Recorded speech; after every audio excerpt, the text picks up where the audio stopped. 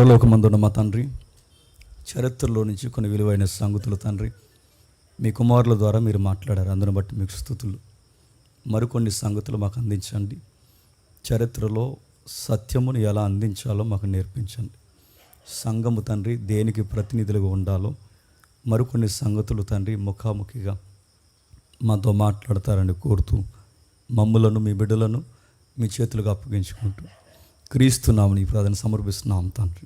ఆమె త్వరగా కొన్ని విలువైన సంగతులు మనం విందాం.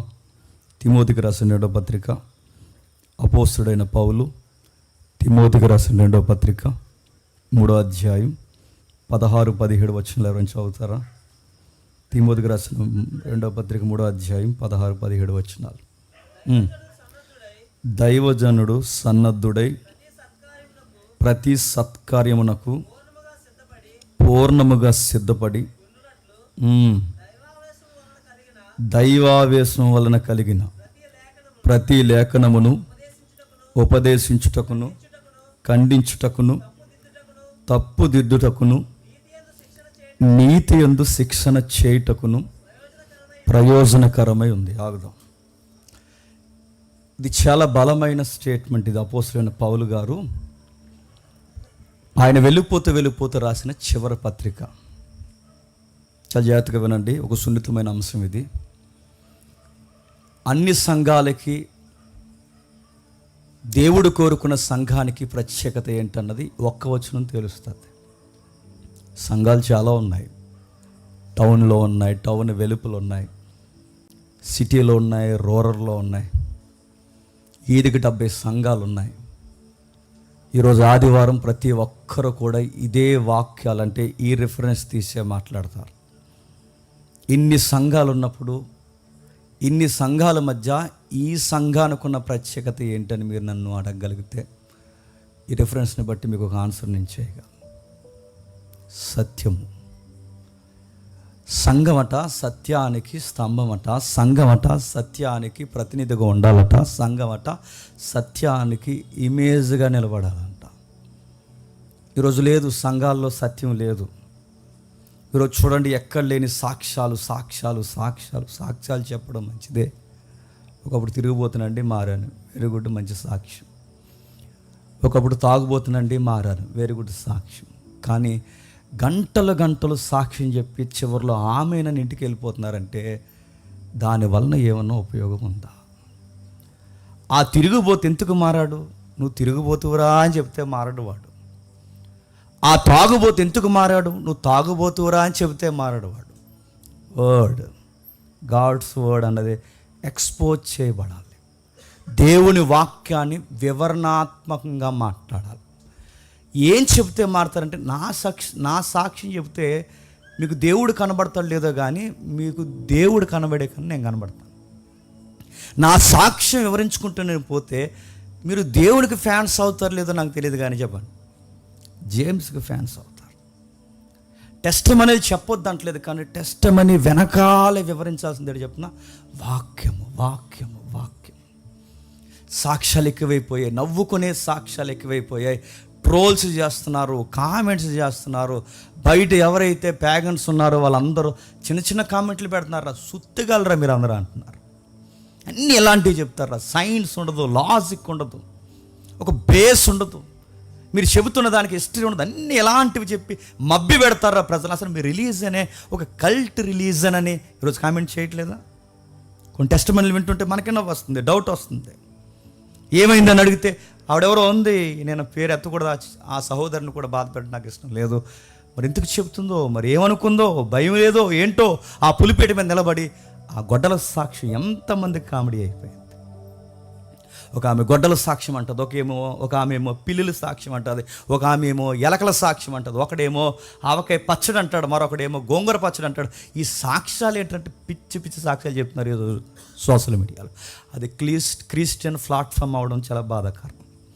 వీళ్ళ సాక్ష్యాలు దేన్ని బేస్ చేసుకుని చెప్తే బాగుండు, కానీ వీళ్ళ సాక్ష్యాలు వాక్యాన్ని బేస్ చేసుకుని లేవు. అందుకే మార్కు డేవర్ అని ఒక భక్తుడు ఏమంటాడంటే, ఆయన మాట్లాడుతూ, ఏ సంఘం ఆరోగ్యకరమైనదని మీకు ప్రశ్న లేవనెత్తబడినప్పుడు, ఈ సంఘం ఆరోగ్యకరమైనదా కాదంటే, ఈ చర్చ్ హెల్తీగా ఉందా లేదా తెలియాలి అంటే దానికి మార్క్ ఎలా అంటాడు, ఏ సంఘం అయితే వాక్యాన్ని వివరణాత్మకంగా మాట్లాడుకుంటుంది, మరలా ఏ సంఘం అయితే ఒక రెఫరెన్స్ని వివరణాత్మకంగా మాట్లాడుకుంటుందో ఆ సంఘము ఆరోగ్యకరమైన సంఘం.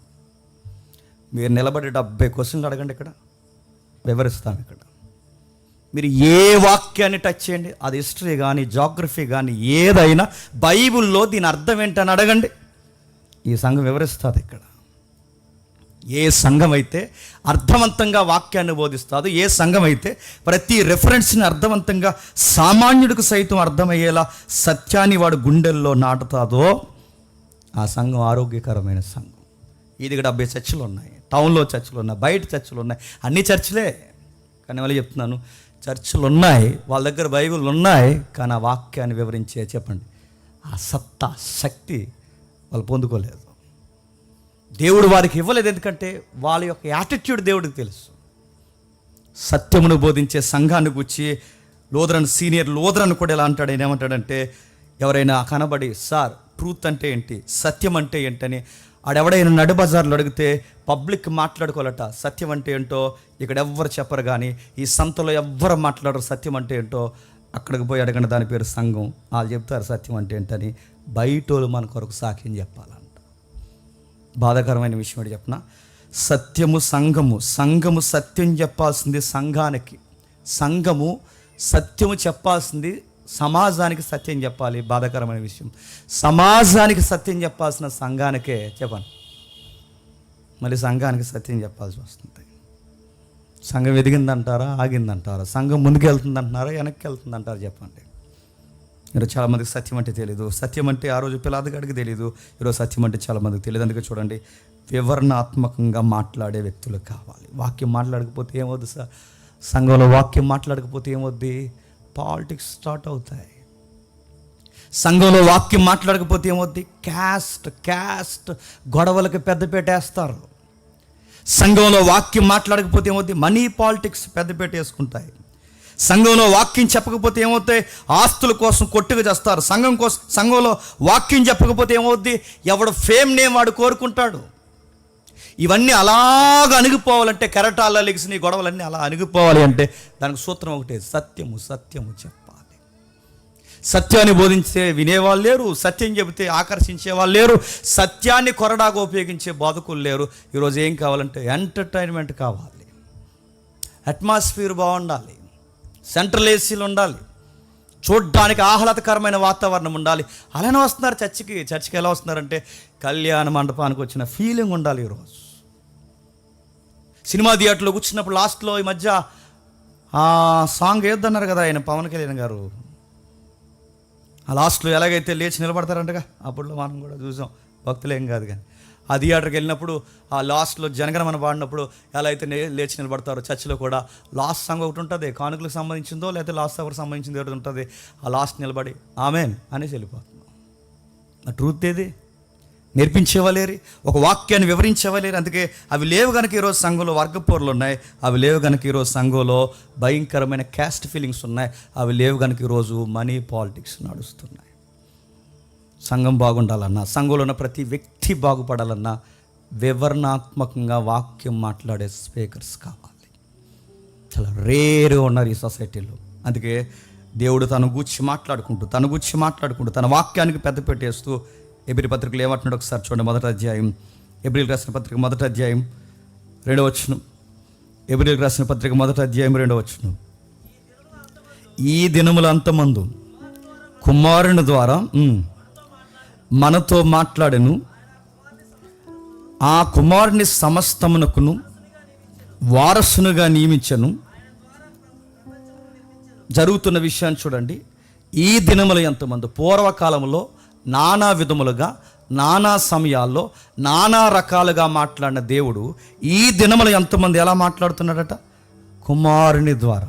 మీకు ఆ మాట చదువుతున్నప్పుడు మీకు ఏమనిపిస్తుందో తెలియదు, కానీ గదిలో కూర్చుని ఆ మాట చదివితే నేను చెప్తున్నాను, కన్నీళ్ళు వస్తాయి. గదిలో కూర్చుని ఆ మాట చదివితే మళ్ళీ చెప్తున్నాను, రోమాలు నెక్కబడుస్తాయి.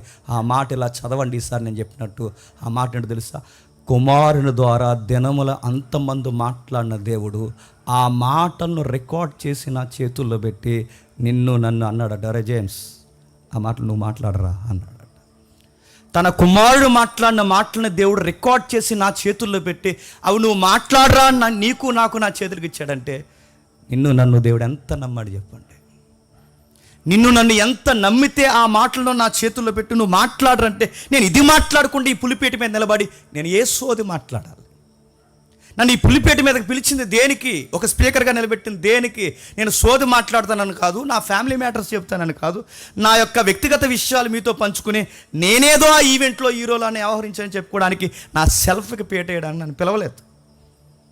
నానా సమయాల్లో నానా విధాలుగా పూర్వకాలంలో ప్రవక్తల ద్వారా, నీతిమంతుల ద్వారా, దర్శనాల ద్వారా ఏదైతే ఉందో ఆ రత్నాలు ఏవైతే ఉన్నో, ఉరీము తుమ్మీము ఏదైతే ఉందో, రకరకాల దర్శనాల ద్వారా మాట్లాడిన దేవుడు, మెరుపుల్లోంచి మాట్లాడిన దేవుడు, మేఘాల్లోంచి మాట్లాడిన దేవుడు, పునాదులు కలిదిరిపోయే సుడుగుండాల్లోంచి మాట్లాడిన దేవుడు, దినముల అంతమంది కుమారుని ద్వారా మాట్లాడి ఇక ఎవరి ద్వారా మాట్లాడడానికి ఇష్టపడిన దేవుడు దాన్ని రికార్డ్ చేసి దానికి ఒక గ్రంథంగా మార్చి నా చేతుల్లో పెట్టి అన్నాడట, ఇక్కడి నుంచి మీరు మాట్లాడండి అన్నాడట. ఎంత గ్రేట్ ప్రివిలేజ్ అండి అది. బైబిల్ నేను ఎలా పట్టుకున్నా అంటే అది నాకు ఎంత గౌరవం. బైబిల్ నన్ను ఎలా పట్టుకుని తిరుగుతున్నా అంటే నన్ను దేవుడు ఎంత నమ్మి నా చేతుల్లో బైబిల్ పెట్టాడు. బైబిలే పట్టుకోరు, బైబిలే లేదు. ఈరోజు చర్చికి బైబిలే తేవట్లేదు. నేను దేవుడు నమ్మి నీ చేతుల్లో బైబిల్ పెట్టి దీన్ని చదువుకో. నువ్వు చదువుకోవడమే కాదు, దీన్ని బోధించు. దీన్ని బోధించే స్థాయికి నువ్వు వెళ్ళాలని తన కుమారుని మాటలు మన కళ్ళ ముందు పెట్టాడంటే ఏది? అందుకని అంటున్నాడు, తన దినముల అంతమంది కుమారుని ద్వారా మాట్లాడిన దేవుడు లిఖితపూర్వకంగా భద్రము చేతి చరిత్రలో ఎన్నో గ్రంథాలు తుఫాన్లు కొట్టుకుపోయాయి. చరిత్రలో భూకంపాలకు ఎన్నో చరిత్ర గ్రంథాలు, అంటే వారి సమకాలీన రాజుల చరిత్ర పుస్తకాలు, వాటిని రాజ్య దస్తావేజులు అంటారు. ఇందాక చదువుకున్నాగా ఆ రాజ్యపు దస్తావేజులు కూడా ప్రకృతి వైపరీత్యాలకు కొట్టుకుపోయాయి. ఏదైతే రాజమహేంద్రవర్మ చరిత్ర ఉందో ఆ రాజమహేంద్రవర్మ చరిత్ర రికార్డెడ్ ఎవిడెన్స్గా ఆ చిత్రాంగి ప్యాలెస్ అని మన కథలుగా చెప్పుకోవడమే ఆ పుష్కరగాడు దగ్గర నడుపుతున్నాను. దానికి రికార్డెడ్ ఎవిడెన్స్ బుక్ లేదు ఇప్పుడు. నడుతున్నాడు ఏవి? అరే సమకాలీన కొన్ని 10 సంవత్సరాలు లేదా కొన్ని 100 సంవత్సరాలు వెనక్కి వెళితే ఈ జర్నీలోనే హిస్టరీ బుక్సే లేకపోతే ఎన్నో పుస్తకాలు సమసిపోయాయి, రాజ్యాలు సమసిపోయాయి, రాజుల చరిత్ర కాలగలిసిపోయింది. ఈ కోరీ సెంటర్ ఏదైతే ఉందో ఈ రాజమహేంద్రవర్మ కొడుకు ఇక్కడ కాలేజ్ ఏదో నరికేసాడు తెలుసుగా, ఆ కోరీ మార్కెట్లో ఈ చరిత్ర రికార్డెడ్గా ఏది? పుంకాలుగా మాట్లాడు. అరే సమకాలీన పుస్తకాలు ఈరోజు కనబడకుండా కాలగర్భంలో కలిసిపోతే 4000 సంవత్సరాల క్రితం ఎప్పుడు మోసే చరిత్ర, ఎప్పుడు అబ్రహాము, ఎప్పుడు ఇస్సాకు, ఎప్పుడు యాకోబు, ఈ చరిత్ర ఎప్పుడుది, నా పితరుల చరిత్ర ఎప్పుడుది, అప్పుడు చరిత్ర గ్రంథాన్ని ఇప్పటికీ ఇన్ని తుఫాన్లు వచ్చి, భూకంపాలు వచ్చి, ప్రకృతి వైపరీత్యాలు ఎన్నో సమసిపోయిన, రాజులు కనుమరుగైపోయినా ఈ పుస్తకం వెంకాల నిలబడుందంటే దీని వెనకాల ఎవరు పనిచేస్తున్నారు చెప్పండి? దేవుడు నీకు నాకు ఎందుకు ఈ పుస్తకాన్ని ఇచ్చాడు తెలుసా? చదువు, దీన్ని బోధించు. దీన్ని ఏ స్థాయిలో నువ్వు వెళ్ళాలి అంటే నా కొడుకు మాటలను రికార్డ్ చేసి నీ చేతుల్లో పెట్టాను, నేను నమ్మాను నేను అన్నాడు. ఇది చదవం, సాక్ష్యాలు కలబడబడ్డాం, ఇవి చదవం, వర్షిపులు కలబడబడ్డాం, ఇవి చదవం. మరి ఎంటర్టైన్మెంట్గా చూస్తున్నాం చర్చిని. ఈ వాక్యానికి పెద్దపీట వేయని ఏ చర్చ్ అయినా అది చర్చ్ కింద అంటాను. జస్ట్ అది ఏదో కమ్యూనిటీగా కూడుకునే ఒక సహవాసం తప్ప దాని చర్చ్ అని అనడానికి వీల్లేదు. దాన్ని సంఘం అనకూడదు. ఏదో వాళ్ళు వస్తారు, వాళ్ళ క్యాస్ట్ వాళ్ళు అందరూ ఏదో వాళ్ళు వస్తారు, వాళ్ళకి ఏదో బాగుంది, ఏదో 4 పాటలు పాడుకుంటారు, 4 మాటలు మాట్లాడుకుంటారు, అనుకూలమైన రెఫరెన్స్ మాట్లాడుకుంటారు, ఇంటికి వెళ్ళిపోతారు అంతే. చాలామందికి తెలియదు, 100లో 99% మందికి తెలియదు. చెప్పిన అందరూ వాక్యమే చెప్తున్నారండి అంటారు. నీ బంధు చెప్తున్నారు, అందరూ వాక్యమే చెప్తున్నారండి, అందరూ ఆ రెఫరెన్స్ చెప్తారు, ఆ రెఫరెన్సే చెప్తారు, ఆ బైబిలే తెరుస్తారు, కానీ కల్ట్ గాస్పల్ స్టార్ట్ చేస్తారు. అందుకే దేవుడు అంటున్నాడు, ఉపదేశించుటకును, ఖండించుటకును, తప్పుదిద్దుటకును. ఆ మేజర్ పాయింట్స్ ఏవైతే ఉన్నాయో ఖండించుటకు, తప్పుదిద్దుటకు, శిక్షణ చేయడానికి ముందు వరుసలో పెట్టిన ఫస్ట్ పాయింట్ ఏంటి చెప్పండి? ఉపదేశించుటకు. ఇప్పుడు చెప్పండి, గింజుకుని, బల్లగుద్ది, సొక్కాలు చింపుకుని, అరిసి, గొంతులు పోగొట్టుకుని ఇక్కడ నిలబడి ఇలా మాట్లాడుతున్నామంటే మీరు చర్చికి నేను ఎందుకు వస్తున్నాను చెప్పనా? మీరు వాక్యం వినేసి నోట్సుల్లో రాసుకుని టైపింగ్ చేసుకుని వెళ్ళిపోవడానికి కాదు. మీకు దేవుడు వాక్యాన్ని ఇచ్చింది. దేవుడు ఎందుకు ఇచ్చాడు చెప్పనా? ఉపదేశించుటకు. బైబిల్ పర్పస్ ఏంటి చెప్పండి? చదివి మనశ్శాంతికి బాగుందని చదవడం కాదు. చెప్పండి, దాన్ని మనశ్శాంతికి చదవడం కాదు. మరి ఎందుకు చదవాలి చెప్పండి? అక్కడ ఆ రిఫరెన్స్ బట్టి చెప్పండి. ఉపదేశించాలి. ఈ గ్రంథాన్ని ఎందుకు చదవాలంటే ఉపదేశించాలి. ఇదేది నీ స్టాండింగ్ అది 5 ఏళ్ళు అయింది, 10 ఏళ్ళు అయింది, 20 ఏళ్ళు అవుతుంది చర్చకు వచ్చి. ఇప్పటికి ఒక రెఫరెన్స్ నిలబడి నువ్వు ఉపదేశించగలవా? వివరించగలవా? దాన్ని రెఫరెన్స్ ఏంటని అడిగితే వివరించగలవా? ఆ రెఫరెన్స్ ఏంటని అడిగితే వివరించగలవా? ఒక పుస్తక చరిత్ర ఏంటో చెప్పగలుగుతున్నావా? దీన్ని చెప్పాలి. ఈ గ్రంథాన్ని దేవుడు నిన్ను నమ్మి తన కుమారుని ద్వారా రాయించిన మాటలు నమ్మి నీ చేతులు ఎందుకు పెట్టాడు? దీన్ని వివరించాలి. ఆయన ఆవేదన అది. ఆయన రాయించి నీ నా చేతులు ఎందుకు పెట్టి దీన్ని వివరిస్తే కానీ ప్రజలు మారరు, దీన్ని వివరిస్తే కానీ తాగుబోతులు మారరు. దీన్ని వివరించాలి. నీ టెస్టిమనీ చెప్తే ఎవడో మారడు, నా టెస్టిమనీ చెప్తే ఎవడో మారడు. నా సాక్ష్యాలు, నా ఎంటర్టైన్మెంట్, ఉజ్జీవ గీతాలు పాడితే ఆ గంట బాగుంటారేమో కానీ వాడు స్టాండర్డ్గా వాడికి ఎత్తనం పడదు.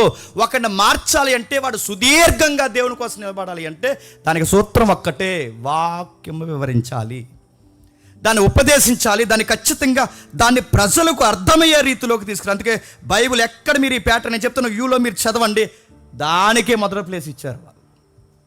ఉపదేశించాలి, ఉపదేశించాలి, ఉపదేశించాలి. ఉపదేశించడమా? ఉపదేశమే సరిగానమ్మా. ఉపదేశించడం ఎక్కడెట్టినారు చెప్పండి? ఒక రెఫరెన్స్ ఎందుకుందో తెలియదు, ఆ కీర్తన ఎందుకుందో తెలియదు, ఈ సామెతలు ఎందుకున్నా తెలియదు, ఏ పుస్తకం ఎక్కడుందో తెలియదు.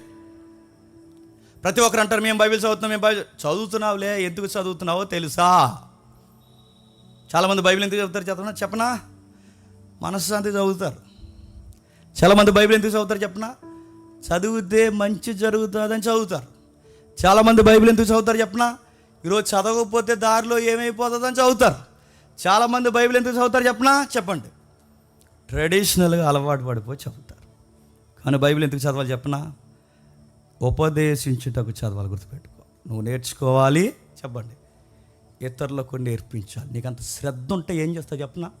దానికి ఒక పెన్ మెయింటైన్ చేస్తావు, దానికి ఒక పుస్తకం మెయింటైన్ చేస్తావు. నీకు ఈ పాయింట్ స్ట్రైక్ అయితే నువ్వేం చేస్తావు చెప్పనా? ఎవడైనా ఉపదేశకుడు కనబడితే 70 సార్లు క్వశ్చన్ అడిగి ఇదేంటన్నా దీని సంగతి ఏంటన్నా తెలుసుకునే వరకు నీకు అన్నం కూడా తినబుద్ది. మేము అలాగే నేర్చుకున్నాం. బైబిల్ మళ్ళీ చెప్తున్నా, నేర్చుకుంటున్నాం. ఇంకా నాకు ఏదైనా రెఫరెన్స్ ఒకటి తెగకపోతే, అది చరిత్రలో తెగకపోయినా ఏదైనా తెగకపోతే అది ఎందుకు తెగదు? అది ముడిపట్టు ఉండాలి మనకు. అది ఎందుకు, నాకెందుకు అర్థమవుతుంది? నాకు అర్థం కాకుండా దేవుడు ఎందుకు రాస్తాడు? నాకు అర్థం అవ్వాలని రాస్తాడు, కానీ నేను చదవాల్సిన విధంగా ఏదో చదవట్లేదు. ఇలాంటి కసి ఎవరికైతే ఉంటుందో మళ్ళీ చెప్తున్నాను, దేవుడు నీతో మాట్లాడడం స్టార్ట్ చేస్తాడు. సందర్భాలు లేకుండా వాక్యాలు చదువుతారు. ఒక ఆవిడ అంటుంది, పెళ్లి చూపులకి వెళ్ళారు. పెళ్లి చూపులకి వెళ్తే మా పాప బాగా చదువుతుందండి వాక్యాలు అంత. అంటే పాస్టర్ గారు తీసినట్టు చదివేస్తుంది అంటే, పాస్టర్ గారు తీసినట్టు టకటకా చదివేస్తుంది అండి. బాగా చదువుతుంది అయితే మీ పాప వాక్యం అన్నారు పెద్దలందరూ. పెళ్లి పెద్దలు ఉంటారు కాబట్టి బాగా చదువుతుందండి, ఎంత స్పీడ్గా చదివేస్తుందో అన్నారు. అప్పుడు ఈ పెళ్లి కొడుకుని అలాంటి వాడు అన్నాడు, బాగా చదువుతుంది అయితే ఆమోస్ గ్రంథం ఎక్కడుందో తీయమనండి అన్నాడు. అది అంటుంది, అదే తీయలేదు పిల్ల అడుగుతున్నా. మరొక ఉదాహరణ చెప్తాను వినండి. సందర్భం లేకుండా ఏది పద్ధతి చదివితే ఎంత కల్ట్గా ఉంటుందని చెప్తాను వినండి. ఒక బ్రదరు అడిగే సమ్ ప్రాబ్లం, వాడిని తీసుకెళ్ళి హాస్పిటల్లో జాయిన్ చేశారు. ఆడి ధైర్యం కొరకు ఏదో వాక్యం చదువుకున్నాడు. ఆడికి ఏ కీర్తన దొరకలేదని 120 కీర్తన చదువుకున్నాడట. ఆ కీర్తన చదువుకుని ఇక నీ దుడ్డు కర్ర ఏ ఉంటాయి కదా పదాలు అని చదువుకుని, దేవుడు నాకు చాలా తోడుకున్నాడు, ఐసీయూలోకి వెళ్ళిపోయిన దేవుడు నన్ను వదలడు అనుకున్నాడు. ఆడు చదివాడు. తర్వాత నాకు ఎవరించాడు, నేను అడిగాను, ఈ కీర్తన నాకు చాలా ధైర్యం ఇది, దీన్ని పట్టుకుని నేను వెళ్ళిపోయినాక థియేటర్లోకి అన్నాడు.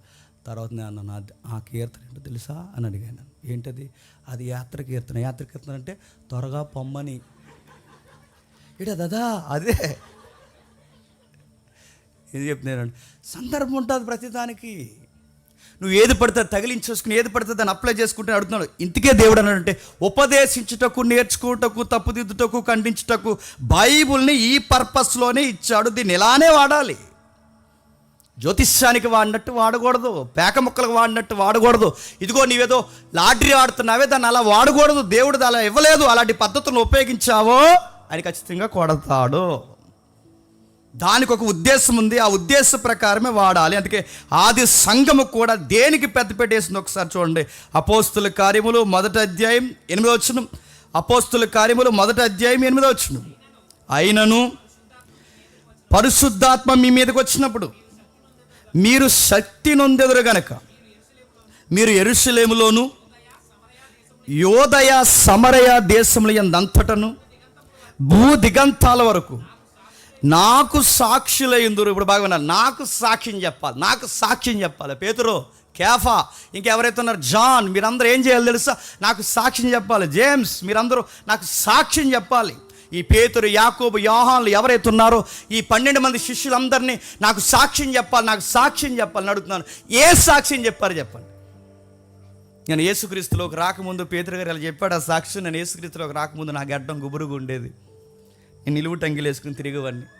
దేవుని దయ వల్ల బోట్ల మీద తిరిగే నన్ను జాగ్రత్తగా దేవుడు కార్ల మీద తిప్పుతున్నాడు. ఇంతకన్నా గాడ్స్ బ్లెస్సింగ్ ఏముంటుంది అన్నాడా? ఈ తరం కేఫాలు అయితే ఇలాగే చెబుతారు.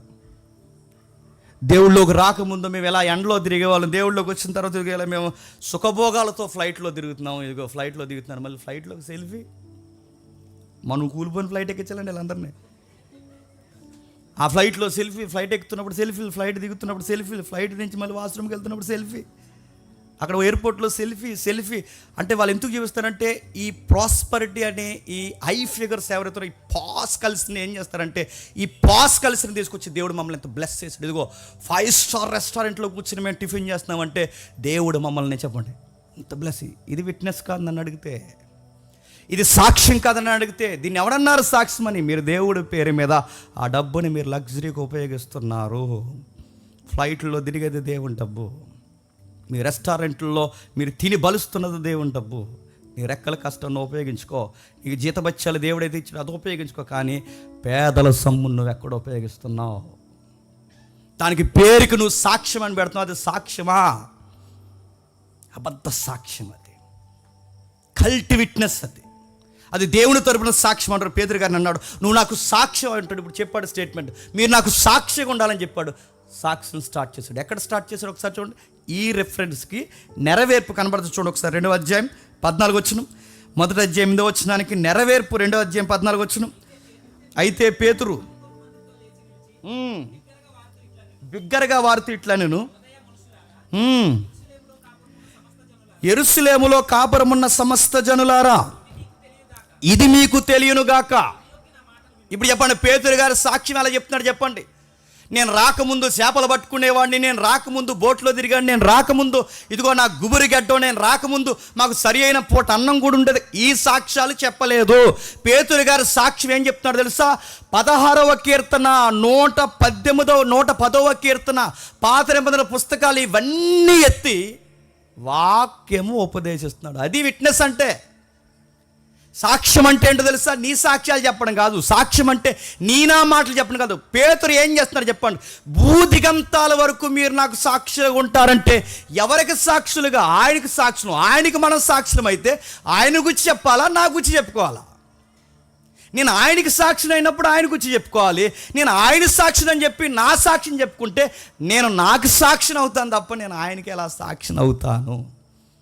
కోర్టులో పిలిచి సాక్షిని చెప్పరన్నప్పుడు నువ్వు ఎవరి కోసం చెప్పాలి? వాడు ఎవడైతే ఉన్నాడో అక్యూజ్డ్, వాడికి ఎగనెస్ట్గా నువ్వు సాక్ష్యం చెప్పాలనుకుంటే అక్యూజ్డ్కి వ్యతిరేకంగా నువ్వు సాక్ష్యం చెప్పాలి. అయ్యా వచ్చాడయ్యా, ఆ కిటికీ ఆడి తీస్తున్నప్పుడు నేను చూశాను, బండి వేసుకుని వచ్చాడండి.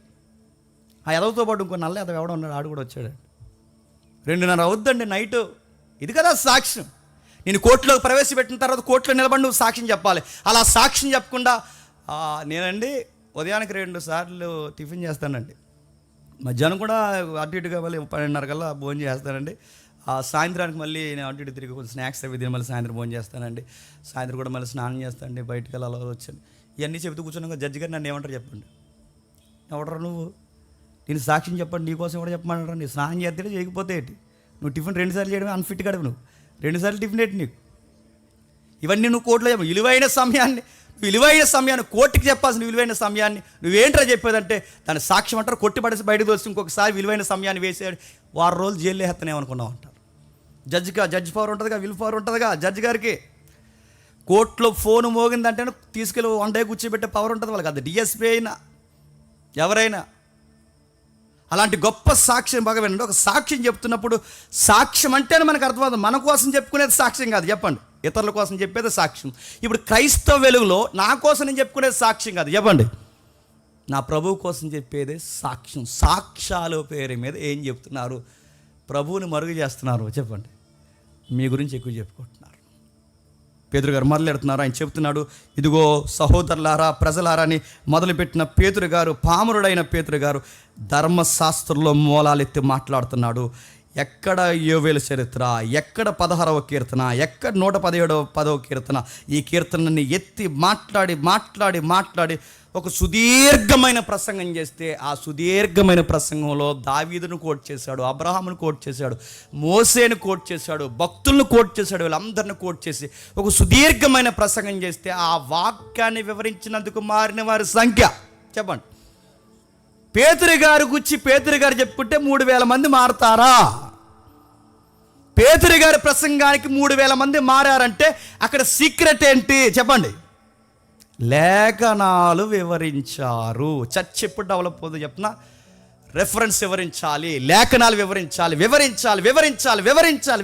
నా ముందు మాట్లాడినోడు కూడా రెఫరెన్సే వివరించాలి. నేను నిలబడినా రెఫరెన్స్ వివరించాలి, నా తర్వాత ఎవరు నిలబడినా రెఫరెన్స్ వివరించాలి. ఇక్కడ ఆకర్షణీయమైనది ఏదంటే రెఫరెన్స్ అర్థమయ్యేలా వివరిస్తారు. అదే అట్రాక్షన్. ఇక్కడ వర్షిప్ బాగుంటుందండి, లైట్లు ఆపుతారండి, లైట్లు వేస్తారండి, పొగ వదులుతారండి. ఈ పొగలో తిరిగే బ్యాచ్ ఏంటి నాకు అర్థమవుతుంది, మరి శ్మశానాల్లో తిరిగేవారు నాకు అర్థమవుతుంది. ఈ మధ్యకాలంలో పొగలోంచి వచ్చేస్తున్నారు పాస్టర్ గారు, అలా పొగలోంచి వస్తారు, అలా కోటేలా తీస్తారు, కోటేలా తీసి ఇలా జేబులో చెయ్యట్టి హల్లెలూయా అన్నాడంట. ఇలా చెయ్యలా హల్లెలూయా అనగానే హల్లెలూయా అంటారు. అంత స్టైల్ బ్యాచ్. పొగలో తిరుగుతున్నా, పొగ బ్యాచ్ అంతా అడుగుతున్నాను.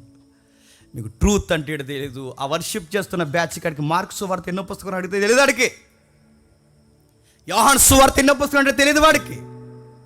వర్షిప్లు చేస్తున్నారు. మీకు ట్రూత్ నేర్చుకోండి, ముందు వాక్యం నేర్చుకోండి, రెఫరెన్స్ ఏంటి నేర్చుకోండి, ఉద్దేశాలు ఏంటో నేర్చుకోండి, అప్పుడు చేయండి. ఈ వర్షిప్లు దేవుని దృష్టికి ఘనంగా ఉంటాయి. అందుకే పేతురు గారు నిలబడ్డారు. పండితుడు కాని పామరుడు పండితులందరూ వింటుండగా పండితులను సైతం కదిలించాడంటే పేతురు గారిలో పాండిత్యం ఉందా? పేతురు గారిలో యూనివర్సిటీ విద్య ఉందా? ఐటీ సెక్టర్ నుంచి వచ్చిన బోధకుడు ఆయన కాదు. చేపలు పట్టుకుని సాయంత్రానికి 4 చేపలు పడితే అమ్ముకునే పూట మెతుకులు కొనుక్కుని తినేసే ఒక సామాన్యుడైన మాసిపోయిన గడ్డం, సిరిగిపోయిన బట్టలేసి తిరిగే ఒక సామాన్యుడైన పామరుడైన వాడు ఇంతమందిని ఎలా మార్చగలిగాడంటే ఆయనకి పాండిత్యం తెలియదు, ఏమీ తెలియదు. ఆయన అంతలా మార్చడానికి కారణం ఒక్కటే, రెఫరెన్స్ వివరించాడు. అదే సీక్రెట్, గుర్తుపెట్టుకోండి. రెఫరెన్స్ వివరించారు. ఎన్ని రెఫరెన్స్? ఇంకా 3వ అధ్యాయం రండి ఒకసారి. 3వ అధ్యాయం అపోస్తుల కార్యములు, త్వరగా 3వ అధ్యాయం అపోస్తుల కార్యములు 3వ అధ్యాయం మొదటి వచనం. పగలు 3 గంటలకు పేతురును యోహానును దేవాలయమునకు ఎక్కి వెలుచుండగా ఒక మనుష్యుడు మోసుకొని పోబడుచుండెను. ఏం జరుగుతుందో చూడండి. అక్కడ ఒక వండర్ జరుగుతుంది, ఒక మిరాకిల్ జరుగుతుంది. చాలా కాలం నుంచి ఒక వ్యక్తి అక్కడ అడుక్కుంటున్నాడంట, క్షమించండి. అక్కడ భిక్షాటన చేస్తూ ఆయన కూర్చున్నప్పుడు ఆ భిక్షాటన చేస్తున్న వాడిని కూడా పేతురు యోహానులు గౌరవించారట. వాళ్ళని అడుగుతున్నాడు, ఈ భిక్షాటన చేస్తున్నాడు, అయ్యా ఏదన్నా ధర్మం చేస్తారా అని అడిగితే పేతురు యోహానుల దగ్గర ఏమున్నాయి? ఇప్పుడు స్పీకర్ల దగ్గర అయితే అకౌంట్లో ఫుల్గా ఉన్నాయి. ఇప్పుడు స్పీకర్ల దగ్గర ఏమన్నా చెప్పండి, లగ్జరీ. ఆయన ఎవరో వేసుకున్న షూ కాస్ట్ 2 లక్షలు. షూ ఇల్లు వెళ్తే బాగుండు, అలా వెళ్తాం రాత్రులు. షూ కాస్ట్ 2 లక్షలు. టీ షర్ట్ ఎంతో ఎంతో చూసారు వాళ్ళు, మళ్ళీ ఫేస్బుక్లో పెడతారు సిగ్గు లేకుండా. వాళ్ళు వేసుకున్న టీ షర్ట్ ఎంత? 1,50,000 టీ షర్ట్. ఎంత బలిసిందో! టీ షర్ట్ 1,50,000, షూ 2 లక్షలు. అలాంటి స్పీకర్లు కాదు వీళ్ళు. వాళ్ళ స్పీకర్లే. ఈ స్పీకర్లు గొప్ప స్పీకర్లు ఆడో చెప్పిన, ఆ పూటకి వేసుకోవడానికి బట్ట, ఆ పూటకి తినడానికి ఇప్పుడు మెతుకులు, దేవి చాలు, ఈ సంతుష్టి సహితమైన భక్తి మాకు చాలు, మాకు సూట్లు బూట్లు ఏమొద్దు అన్నారంట. సింపుల్గా వస్తారు, వెళుతున్నారు. ఆ భిక్షాటన చేసుకున్నవాడికి ఏం తెలియదు, అడుగుతున్నాడు ఏమైనా చేయండి అంటే వాళ్ళ దగ్గర ఏమున్నాయి? వాళ్ళ దగ్గర పర్సులు లేవు, సంచులు లేవు, ఏమీ లేవు. ఒక మాట అన్నారు, మా దగ్గర ఏమీ లేవు కానీ ఎండి బంగారముల కన్నా గొప్పది ఒకటి ఉంది, ఏమంటావా అన్నారు. ఆ ఎండి బంగారం కన్నా గొప్పది నజరేయుడైన యేసు నామము. లే, ఆ యేసు నామమును ఆజ్ఞాపిస్తున్నాం లే అనగానే వాడు లేచి పరుపెత్తుకుని నడిచి వెళ్ళిపోతున్నాడు. గంతులు వేసుకుని వెళ్ళిపోతున్నప్పుడు పబ్లిక్ అంతా అలా ఫామ్ అయ్యారట. అలా ఫామ్ అయిన వెంటనే రండి, ఇంకా నడవలేని బ్యాచ్ ఎవరున్నారో వీల్ చైర్లు అలా తీసుకురండి లైన్లో అనలేదు. మెల్లగా లేచి కొంచెం నడిచి స్లో బెటా స్లో స్టాప్ అన్నారట. అదో రకమైన వాయిస్లు ఉంటాయండి. వాళ్ళు బిడ్డను స్లోగా నడిపించండి, బిడ్డను అలా నడిపించండి. స్లో లే, యేసు నామము నీకు చెబుతున్నాను లే, పరిశుద్ధాత్మ అభిషేకం నీ కాలంలోకి దూరునుగాక, అరికాలు ఇప్పుడే చిందుమని లేడు వలె గంతులేను గాక. దేవుడు చెప్పాడు, ఇదిగో పక్షిరాజు వలె నేను ఎగరవేస్తానని దేవుడు చెప్పాడు. లే అనగానే ఇడప్పుడు వరకు కుదురకుండా లేచిపోతాడు అన్నట్టు. ఇలాంటి విట్నెస్లు ఎన్ని జరుగుతుంది, ఫేక్ విట్నెస్లు ఇవన్నీ. పేతురు గారు, యోహాను గారు రియల్గానే మిరాకిల్స్ లేవంటలే, జరిగాయి. నిజంగానే ఒక అద్భుతాన్ని చేసిన తర్వాత నెక్స్ట్ దేనికి పునాదే సరి చెప్పండి? వాక్యం. మిరాకిల్ చేసిన వెంటనే వారు వెంటనే మొదలెడుతుంది నెక్స్ట్ మిరాకిల్ ఇంకెక్కడ అనలేదు. మరలా అద్భుతాన్ని ఎక్కడ చేయాలి ఇది ఏమనలేదు. వారు మరలా ఏం చేస్తున్నారు? 11 వచ్చిన నుంచి చూడండి. 11 వచ్చిన నుండి పేతురు యోహానులు నిలబడి పట్టుకొని ఉండగా ప్రజలందరూ ఆ మిరాకిల్ చూసి విస్మయం అందుతున్నప్పుడు, మా చేతుల్లో శక్తి ఉందని, మా మిరాకిల్ సెంటర్ మాదే గొప్పదని, మా దగ్గరకు వచ్చిన వారు ఏ వ్యాధి అయినా సరే మఠుమాయమైపోద్దని, మెడికల్లో కూడా తేలని రోగాలు మా దగ్గర తేలిపోతాయని, హెచ్ఐవి కేసులు తగ్గిపోతాయని, ఇంకా చెప్పండి నాకు గుర్తురాట్లేదు, షుగర్లో, బీపీలు, అల్సర్లు, నడువు నొప్పులు, కాలు నొప్పులు, కీలసలుపులు, పిప్పలు బాధ, అరికాల మంటలు ఏవైతే ఉన్నావో మా దగ్గరికి రండి, అన్నీ తగ్గిపోతే ఇదిగో నజరేయుడైన యేసు నామమున మీ కళ్ళ ముందు అద్భుతం చేసావు, ఇకపై కూడా మేము చేస్తాం, రోగుల్లారా రండి, స్వస్థత పొందండి, వెళ్ళండి. ఇది సాల, మామూలు సాల కాదు, ఇది స్వస్థత సాల అనలేదు. ఏమన్నారు చెప్పండి? అందరూ ఆ మిరాకిల్ చూసి ఒక్కసారి అటెన్షన్లోకి వస్తే, అటెన్షన్లోకి వచ్చిన పబ్లిక్ని మరింత అటెన్షన్లోకి ఎక్కడ తీసుకొచ్చారు చెప్పిన? వాక్యము. ఇది బైబిల్ ప్యాటర్న్ గుర్తుపెట్టుకోండి. ఇప్పుడు సాక్ష్యం అంటే అలానే చెప్పారు. ఏం చెప్తున్నారు పేతురు గారి కిందికి? పేతురు దీన్ని చూసి ప్రజలతో ఇట్లా, నేను ఇశ్రాయేలులారా, మా సొంత శక్తి చేతనైనను నడవని వీనికి బలమిచ్చి మీరెందుకు మా వైపు చూస్తున్నారు? అబ్రహాము, ఇస్సాకు, యాకోబు అను వారు దేవుడు. అదిగో మొదలుపెట్టి చూడండి, వాళ్ళు ఏ వ్యూలో ఉన్నారో అక్కడి నుంచి మొదలుపెట్టి స్టోరీని ఎక్కడికి లాక్కెళ్తున్నారు? అబ్రహాము, ఇస్సాకు, యాకోబులు. వీళ్ళు అడుగుతున్నది ఏంటి? మిరాకిల్. వాళ్ళు చెప్తున్నది ఏంటి? వాక్యము. మీరు మా వైపు ఎందుకు చూస్తున్నారు? దేవుని వైపు చూడండి, కార్యం చేసిన దేవుడిని. ఇప్పుడు మా సంఘానికి రండి, మా వైపే చూడండి. ఇదిగో ఏ దుకాణం దగ్గర పెడితే ఆ దుకాణం దగ్గర పెన్నులు కొనకండి. ఆ స్టాల్ మంది, అది కపాల స్టాల్.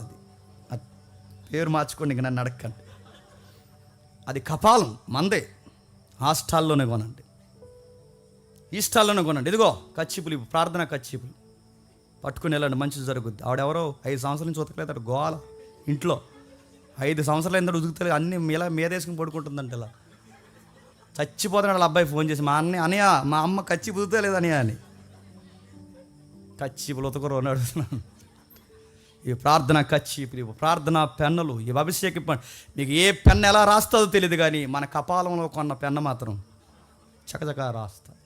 కపాల స్థలం తెలుసు కదా, ఇంక నన్ను అడగండి, ట్రాన్స్లేషన్ చేసుకోండి. నేను అడుగుతున్నాను, ఇలాంటి వ్యాపారం చేస్తున్నారు లేరా? మా వైపు చూడండి అడిగారా? వాళ్ళు మిరాకిల్స్ చేసి చెబుతున్నారా? పేతురు గారు నిలబడి, మీరు 11 వచ్చిన ఇంటికి వెళ్ళిన చదవండి, 26 వచ్చిన వరకు మొత్తం ఒక సుదీర్ఘమైన ప్రసంగం చెప్పారు ఇద్దరు కలిసి. వాళ్ళిద్దరు బెస్ట్ స్పీకర్స్ అంటే, వాళ్ళిద్దరు కలిసి నిలబడి ఒక సుదీర్ఘమైన ప్రసంగం చేస్తే, అందులో మీరు ఇంటికి వెళ్ళిన రాసుకోండి. అందులో రెఫరెన్స్ చెప్పిన ద్వితీయోపదేశకాండం 18వ అధ్యాయం 15 వచనం కోట్ చేస్తాడు, 18వ వచనం కోట్ చేస్తాడు, 19వ వచనం కోట్ చేస్తాడు, ఆదికాండం 12వ అధ్యాయం మొదటి 3 వచనాలు కోట్ చేస్తాడు, ఆదికాండం 22వ అధ్యాయం 18వ వచనం కోట్ చేస్తాడు, ఆదికాండం 26వ అధ్యాయం 4వ వచనం కోట్ చేస్తాడు, ఆదికాండంలో పితరుల ముగింపు చరిత్రను కోట్ చేస్తాడు. మొత్తం కోట్ చేసి ఆ ప్రసంగాన్ని ల్యాండింగ్ ఎక్కడికి తెస్తాడు తెలుసా? నజరేయుడైన యేసు పునరుద్ధానం దగ్గర తెస్తాడు. అది సాక్ష్యం అంటే. సాక్షిగా నిలబడ్డం అంటే తెలుసా? వాక్యం చెప్పడానికి నిలబడ్డం. వాక్యం చెప్పాలంటే నీకేం తెలియాలో తెలుసా? వాక్యం వివరించడం తెలియాలి. అది తెలియకపోతే నువ్వు ఆయనకి సాక్షివే కాదు. నీకు అది తెలియకపోతే నువ్వు బైబిల్ ఎందుకు చదువుతున్నావో నీకు తెలియదు. ఆయన గూర్చి నీకు వివరించడం రాకపోతే నీ భక్తిని నువ్వు ఎందుకు గడిస్తున్నావో నీకు తెలియదుగాక తెలియదు. ముగించేస్తాను. 6వ అధ్యాయం రండి. 6వ అధ్యాయం అదే అపోస్తుల కార్యములు 6వ అధ్యాయం, అదే అపోస్తుల కార్యములు 6వ అధ్యాయం 2-4 వచనాలు చూడండి ఒకసారి.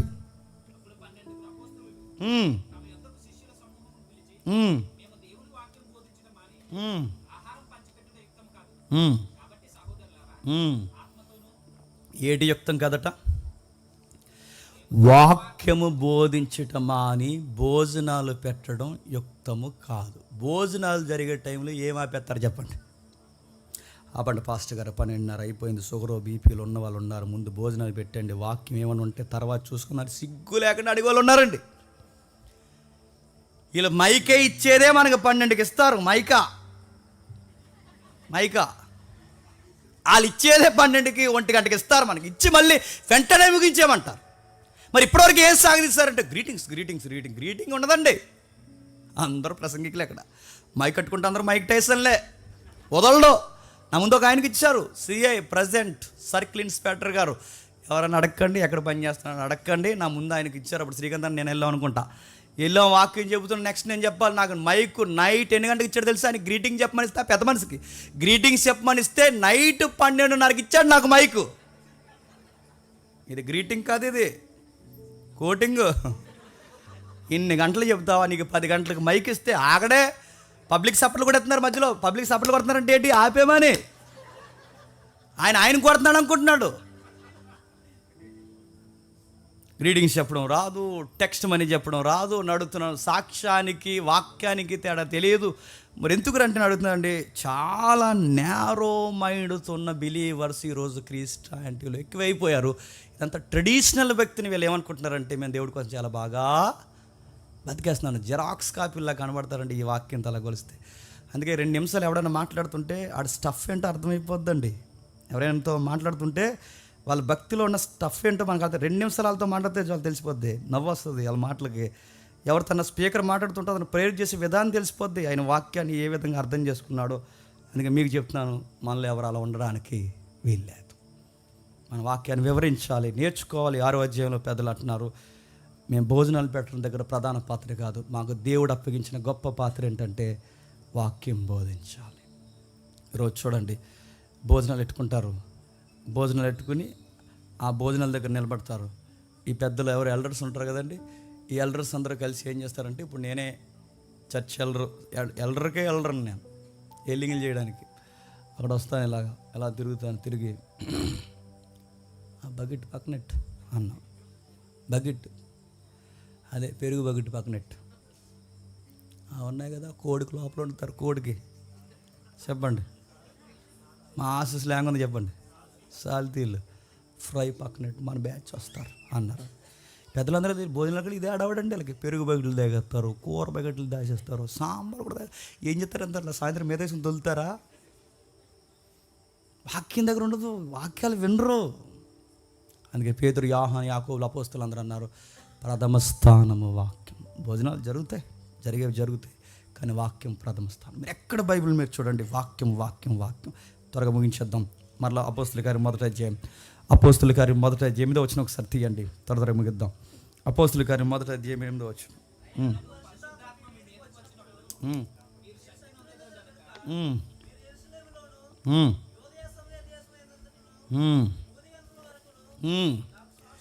నాకు సాక్షులు నిర్మల రెఫరెన్స్ పట్టుకోండి. ఇందాక సాక్షి ఎవరు? పామరుడైన పేతురు. ఈ రిఫరెన్స్కి మరొక సాక్షి ఎవరో తెలుసా? స్టెఫను. ఆ రిఫరెన్స్కి ఆయన సాక్షిగా నిలబడ్డట. దాని నెరవేర్పు మనకు కనబడుతుంది. చూడండి 7వ అధ్యాయం 1వ వచనంలో ఒక్కసారి 7వ అధ్యాయం 1వ వచనం చూడండి. ప్రధాన యాజకుడు ఈ మాటలు నిజమేనని అడిగాను. అందుకు స్టెఫను చెప్పినదేమనగా, సహోదరులారా, తండ్రులారా వినుడి. మన పితరుడైన అబ్రహాం ఆరానులో కాపురం ఉండక మునుపు మెస్సొపొతేమియాలో ఉన్నప్పుడు మహిమగల దేవుడు అతనికి ప్రత్యక్షమై, నీవు నీ దేశము, నీ స్వజనుల దేశము రమ్మని, నేను నీకు చూపించబో దేశంకు రమ్మని అతనితో చెప్పును. ఎంత బాగా మొదలెడతాడు చూడండి. పామరుడైన పేతురు గారు తనను గూర్చి సాక్ష్యం చెప్పకుండా ప్రభువు గూర్చి సాక్ష్యం చెప్పి 3,000 మందికి ప్రభువుని ప్రభువుగా వారి గుండెల్లో ఒప్పించి స్థిరపరిచాడు. ఇప్పుడు స్తెఫను గారు ఆ మొదటి అధ్యాయం 8వ వచనానికి ఆయనకి నెరవేర్పుగా ఇప్పుడు ఆ స్తెఫను గారు ఎవరైతే ఉన్నారో 7వ అధ్యాయం నిలబడితే ఇప్పుడు ఆయన సాక్ష్యం చెప్తున్నాడు. ఆయన సాక్ష్యం ఏం చెప్తున్నాడు? స్తెఫను గారు, నాకేదో వంటల పని అప్పగించారు, ఆ సాంబార్ ఎత్తు తిరిగేవాడిని, అలాంటి నన్ను, సామాన్యమైన నన్ను దేవుడు నన్ను పిలిచి ఇంత గొప్పగా ఈరోజు ఇదిగో ఇలా వాక్యం చెప్పిస్తున్నాడు, ఇదంతా దేవునికి మహిమ కలుగును గాక అన్నాడా? ఆ వంటల సాక్ష్యం లేదు, ఆ సాంబార్ సాక్ష్యం లేదు. ఆయనకి ఇచ్చిన అవకాశాన్ని దేనికి ఉపయోగిస్తున్నాడు చెప్పండి? అబ్రహాము దగ్గర నుంచి స్టోరీ స్టార్ట్ చేశాడు. అబ్రహాం గురించి చెబుతాడు, మోసే గురించి చెబుతాడు, ఇస్సాకు యాకోబులు ఎవరి గురించి చెబుతాడు, దేవదూతల గురించి మాట్లాడతాడు. ఒక్క విషయం ఏంటి, సుదీర్ఘమైన ప్రసంగం చేసి స్తెఫను దాని ల్యాండింగ్ ఎక్కడిస్తాడు తెలుసా? నజరేయుడైన యేసు పునరుద్ధానం దగ్గర ల్యాండింగ్ ఇస్తాడు. మీరు బైబిల్లో ఎక్కడ మీరు గమనించండి, సాక్ష్యాలు ఇలాగే చెప్పారు, సాక్ష్యాలు ఇలాగే చెప్పారు, వాక్యాన్ని వివరిస్తూనే మాట్లాడారు. ఎన్ని రెఫరెన్స్ మాట్లాడు, కొన్ని రెఫరెన్స్ చెప్తారు, మీరు టూకీగా వినండి, జ్ఞాపకం పెట్టుకోండి, అవసరమైతే ఇంటికి వెళ్ళి రాసుకోండి. స్తెఫను గారు కోట్ చేసిన రెఫరెన్స్ ఏంటో తెలుసా? ఆదికాండం 12వ అధ్యాయం మొదటి వచనం కోట్ చేశాడు, అది మొదటి రెఫరెన్స్లోనే. 15వ అధ్యాయం 13వ వచనం 14వ వచనం కోట్ చేశాడు. నిర్గమకాండం 1వ అధ్యాయం 8వ వచనంలో కోట్ చేశాడు. 2వ అధ్యాయం 14వ వచనం కోట్ చేశాడు. 3వ అధ్యాయం 5 నుండి 10 వచనాలు కోట్ చేశాడు. ద్వితీయోపదేశకాండం 18వ అధ్యాయం 15వ వచనం కోట్ చేశాడు. 32వ అధ్యాయం 1వ వచనం కోట్ చేశాడు. ఆమోసు గ్రంథం 5వ అధ్యాయం 25వ వచనం నుంచి 27వ వచనం వరకు కోట్ చేశాడు. యెషయా గ్రంథం 66వ అధ్యాయంలో సుదీర్ఘమైన వచనాలు కోట్ చేశాడు. ఇన్ని వచనాలన్నీ ఆయన కలగలిపి లేఖనాన్నే చెప్పండి వివరణాత్మకంగా వివరిస్తే స్తెఫను గారు ప్రసంగం ఎవరికి తాకిందో లేదో నాకు తెలియదు, కానీ ఒప్పక తప్పక గుండెల్లో దాచుకున్న ఒక మతోన్మాది ఉన్నాడు. ఆ మతోన్మాది పేరు చెప్పండి, సౌలు ఔరు పౌలు. లేఖనాలు వివరిస్తేనే మాట్లాడతారు, లేఖనాలు వివరిస్తేనే మారుతారు. అందుకే పేతురు కానీ, యోహాను కానీ, స్తెఫను గారు కానీ వీళ్ళందరూ వాక్యాలు బోధిస్తూ బోధిస్తూ బోధిస్తూ బోధిస్తూ బోధిస్తూ ప్రజలను మార్చారు. ఇది సాక్ష్యం. ఈరోజు సాక్ష్యాలు ఏం చెప్తున్నారు చెప్పండి? చెప్పకూడదు, ఎందుకంటే లైవ్ వెళ్తున్న మళ్ళీ ఆ చెల్లెళ్ళు అక్కలో చూస్తే బాధపడతారని చెప్పట్లేదు, కానీ జస్ట్ ఇంటికి చూడలేస్తారు. ఎందుకంటే ఎంతకంత వాళ్ళు మారాలి, వాళ్ళు మార్చాల్సిన బాధ్యత మనకు ఉంది. ఒకరోజు ఫీల్ అవుతుందంట ఆవిడ, ఫీల్ అవుతూ ఏంటి మై లాట్, ఏంటి నా లైఫ్లో ఇంత క్రైసిస్ వచ్చి పడిపోయింది, ఈ కొత్త ఇంట్లో ఈ కాపురం చేయడం నాకు చాలా కష్టంగా ఉంది, ఏంటి ప్రభు అని బాధపడినప్పుడు ఏమైంది అని ఆ పరిశీలనలో తేలిన విషయం, ఆ ఇంట్లో ఎలకలు ఎక్కువైపోయినాయి అంట.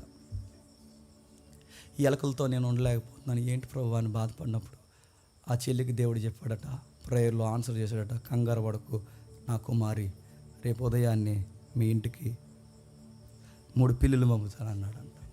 ఇది సాక్ష్యం. మిలియన్ వ్యూస్ ఉన్నాయి చూసారా? చదువులు ఏమయ్యాయి అని అడుగుతున్నాను, మీ చదువులు ఏమయ్యాయి? చూడడానికి యంగ్స్టర్స్లా కనబడుతుంది, మీ చదువులు ఏమయ్యాయి? థియాలజీ తెలీదా? పోనీ థియాలజీ తెలియకపోయినా కనీసం రెఫరెన్స్ వివరించాలన్న జ్ఞానం లేదా? చదువుకున్నారు, ఉద్యోగాలు చేస్తున్నారు, మీకు అసలు కనీసం ఇంకిత జ్ఞానం, బేసిక్స్ కూడా తెలియవా? ఇలాంటివి చెబితే బయట నవ్వుతారు. దేవుడు మేలుకరమైన కార్యాలు చేస్తారు, కానీ ఇంత సీప్ ట్రిక్స్ ఉపయోగించి సాక్ష్యాలు చెప్పకండి. బైబిల్లో సాక్ష్యాలు చెప్పలేదు, బైబిల్లో సాక్ష్యం వాక్యాన్ని వివరించారు. పేతురు గూర్చి మరొకరు చెప్పారే తప్ప పేతురు గూర్చి పేతురు చెప్పండి ఎక్కువ చెప్పుకోలేదు. పౌలు గారి గురించి ఇతరులు చెప్పారు తప్ప పౌలు గారి గురించి ఎక్కువ చెప్పుకోవడానికి ఇష్టపడలేదు. వాళ్ళకి టైం దొరికినప్పుడల్లా ప్రభువుని ఎక్కువ ఎక్స్పోజ్ చేశారు. 8వ అధ్యాయం ముగిద్దాం, జస్ట్ 2 quick అవుట్లైన్స్. ఒక ఫైనాన్షియల్ మినిస్టర్ వస్తారు అక్కడ, మీకు తెలుసు కదా, అపోస్తలుల గారి 8వ అధ్యాయం. కందాకే కింద ఇథియోపియా. అక్కడి నుంచి కందాకే అనే ఒక రాజ్యం, కాండస్ అంటారు ఇప్పుడు దాన్ని. తర్వాత 1997 వరకు కూడా ఈ సింహాసనం దగ్గర నడిచిందని టాక్ ఉంటుంది. ఆ చిట్ట చివరి రాజు 1997-47 నాకు సరిగ్గా గుర్తులేదు. ఆ చిట్ట చివరి రాజు ఉంటాడు, ఈ కాండస్ సింహాసనాన్ని కొనసాగించిన రాజు. దానికి ఒక సాక్ష్యం ఉంటుంది, ఎప్పుడైనా సాక్ష్యం మనకు కుదిరినప్పుడు చెప్పుకుందాం. ఆ చిట్ట చివరి రాజు ఏమని క్లైమ్ చేసుకున్నాడు తెలుసా? ఆ కాండస్ సింహాసనం మీద ఏమని కోట్ చేసుకున్నాడు అంటే, నేను ఎవరో కాదు, కింగ్ సాల్మన్కి నేను సన్ను అని చెప్పుకున్నాడు. ఆయన కింగ్ సాల్మన్కి నువ్వు కొడుకు ఎలా అవుతావంటే, అప్పట్లో ఒక ఆవిడ వెళ్ళింది అక్కడి నుంచి జర్నీ, దక్షిణ దేశపు రాణి, శాబా దేశపు రాణి. ఆ రాణి గారు అబ్బాయి నేనే, అబ్బాయిని చివరి అబ్బాయిని నేనే, ఆ అబ్బాయిని నేను పరిపాలిస్తున్నాను. ఇప్పుడు మాది ఇది కాండస్ సింహాసనం అని చెప్పుకున్నారంటే ఆ సింహాసనం దగ్గర నుంచి ఆ రోజుల్లో 2000 సంవత్సరాల క్రితం అక్కడి నుంచి ఒక ఫైనాన్షియల్ మినిస్టర్ జెరూసలేంకి వచ్చాడు. వస్తే ఏం జరిగింది? ఫైనాన్షియల్ మినిస్టర్ దగ్గరికి వెళ్ళి పరిశుద్ధాత్ముడు ఏం చేస్తున్నాడు చూడండి. పరిశుద్ధాత్ముడు ఏం చేస్తున్నాడు? పిలుపుని పిలుచుకుని వచ్చి ఆ పిలుపుని మాట్లాడమన్నాడు. పిలుపు పరిగెడుతూ మాట్లాడుతుండగా ఫైనాన్షియల్ మినిస్టర్ ఏం చేస్తున్నాడు చెప్పండి? లేఖనం చదువుతున్నాడు. ఇప్పుడు చెప్పండి, ఫైనాన్షియల్ మినిస్టర్ని మార్చాలి అంటే ఏం చెప్తే మారుతాడు? ఫైనాన్స్ చెప్తే మారుతాడా? అర్థమెటిక్ చెప్తే మారుతాడా? రీజనింగ్ ఇంకేమున్నాయి? మ్యాథ్స్ ఏమని చెప్తే మారుతాడా? వాడికి ఏం చెప్తే మారుతాడు? ఫైనాన్షియల్ మినిస్టర్ రాష్ట్ర బడ్జెట్ లెక్కలు మాట్లాడతాడా? దేశ బడ్జెట్ లెక్కలు మాట్లాడతాం. ఫారిన్ బడ్జెట్ లెక్కలు తెచ్చి అయ్యా అక్కడ ఎలా అమలు చేస్తున్నారు, మనం ఎలా అమలు చేద్దాం, మీకు కూడా పేరు వస్తుందని అక్కడ బడ్జెట్ ఇక్కడ డౌన్లోడ్ చేస్తే మారుతాడా? వాడికి ఏం చెప్తే మారుతాడు? ఫైనాన్షియల్ మినిస్టర్ మార్చాలంటే వాడికి ఏ లాజికల్ చెప్తావు? ఏ బడ్జెట్లు చెప్పలేదు. అతనికన్నా తెలివితేటలు మనకు లేవు. బడ్జెట్లో అతనికి తెలిసినంత ఆ ఆర్థిక శాఖ లావాదేవీలు మనకు తెలియవు. ఆ సెన్సస్ మనకు తెలియదు. ఆ షేర్ మార్కెట్ని, దేశం యొక్క తలసరి ఆదాయాన్ని ఎలా పెంచాలో మనకు తెలియదు. వాళ్ళకి తెలుసు ఆ లెక్కలు. ఆ లెక్కల్లో దిట్టల వారు. వాళ్ళకి ఏం చెప్తే మారుతారు? దేవుడికి తెలుసు ఏం చెప్పకూడదు, ఒకే ఒకటి చెప్పాలి. దాని పేరు వాక్యం చెప్పాలి. ఇప్పుడు చెప్పండి, పిలుపు గారిని పంపించి లెక్కలు చెప్పించలేదు, పిలుపు గారిని పంపించి అర్థమెటిక్ రీజనింగ్ చెప్పించలేదు, పిలుపు గారిని పంపించి హిస్టరీ ఏది కోట్ చేయలేదు, పిలుపు గారిని పంపించి యెషయా గ్రంథం 53వ అధ్యాయాన్ని వివరించాడు. దెబ్బక మారిపోయి ఏం చేశాడు చెప్పండి? ఫైనాన్షియల్ మినిస్టర్ బాప్టిజం తీసుకున్నాడు. ఇప్పుడు చెప్పండి, మినిస్టర్ మారాలన్నా, పిఎం మారాలన్నా, సీఎం మారాలన్నా, ఎమ్మెల్యే మారాలన్నా, పార్లమెంట్ మెంబరు ఎవరైతే ఉన్నారో ఎంపీ మారాలన్నా, ఎవరు మారాలన్నా, వాడు సొసైటీలో వాడు ఎంత స్టార్డమ్ ఉన్న యాక్టర్ అయినా ఎవడైనా మారాలంటే దానికి సూత్రం వాడు చెప్పండి. వాక్యాన్ని వివరించు. నీ సోది చెప్పుకో, నీ గుచ్చి చెప్పుకో, నువ్వు ఎక్స్పోజ్ చేసుకోకు, నువ్వు హీరోలాగా ఏదైతే ఉందో నీ సాక్ష్యాన్ని వెలువరించుకోకు. ఆ రోజుల్లో నేను ఇలా ఉండేవాడిని, ఇలా జరిగింది, ఇంత కష్టాల మధ్య నేను ఎదిగాను, నా దేవుడిని ఇంత బ్లెస్, చాలు. ఈ సినిమా స్టోరీలు చాలు, ఇక చెప్పుకో. మీరు చూడండి, ఎవరు టెస్ట్ బయట వాళ్ళు టెస్ట్ మనీ చెప్పుకుంటారు. వాళ్ళ సక్సెస్ రేటింగ్ టెస్ట్ మనీ చెప్పమంటే బయట వాళ్ళ సక్సెస్ ఎలా అయ్యారు చెప్పమంటే ఏం చెప్తారు చెప్పండి? ఆ రోజుల్లో మన ఆటో తోలేవాడు, ఆ రోజుల్లో మనం రిక్షా దొక్కేవాడు, ఆ రోజుల్లో ఇలా జరిగింది, ఆ రోజుల్లో ఒక పూట తినక ఇలా ఉంటే అనగానే మనం ఇలా అమ్మమ్మో అని ఏడ్చేసి అయ్యో ఇలా ఎదుగా బిడ్డ అని చెప్పేసి ఇవన్నీ ఏడ్చేస్తే ఓకే, అది బయట వాళ్ళకి చెల్లుద్ది, వాళ్ళు అలా సక్సెస్ అయ్యారని. కానీ మనకు చెల్లదు. మన విట్నెస్ ఏడు చెప్పినా, మన సాక్షి ఏడు చెప్పినా వాక్యాన్ని వివరించాలి. ఆ వాక్యాన్ని వివరిస్తే, పిలుపు గారి వాక్యాన్ని వివరిస్తే ఒక్క అధ్యాయానికి ఎవరు పట్టబడ్డారు చెప్పండి? ఆర్థిక శాఖ మంత్రి దొరికేశాడు.